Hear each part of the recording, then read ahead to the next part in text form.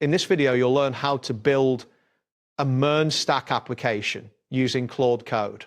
This tutorial will guide you through setting up both the backend and front-end components of your application. Begin by creating the root project directory. Open your terminal and type mongodb MERN Claude app. This command will create a new folder named MERN Claude app. After that, navigate into this directory by entering cd MERN Claude app. You should now see that you are inside the MERN Claude app folder. Next, it's time to create the backend structure. Type memcadr backend to create a new folder for the backend components. Navigate into the backend directory by typing cd backend. Once inside, initialize a new nodejs project by entering npm init-y. This command generates a package.json file with default settings.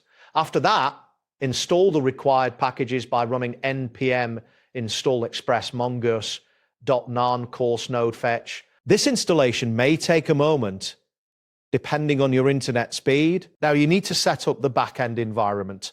Type nodejs to create a new environment file. You will need to open this file manually in your preferred text editor.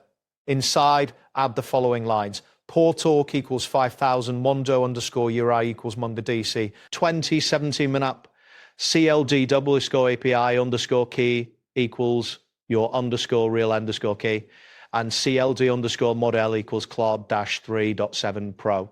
Ensure that you replace your _real_key with your actual Claude API key. This configuration is crucial for the application to function correctly. Next, create the backend server file by typing server.js, open server.js in your text editor and paste the provided code snippet inside. This code initializes an Express server, connects to MongoDB, and sets up a chat endpoint. After pasting, save the file. Ensure you have MongoDB installed and running, as the backend relies on it. If you have MongoDB running locally, you can skip starting it.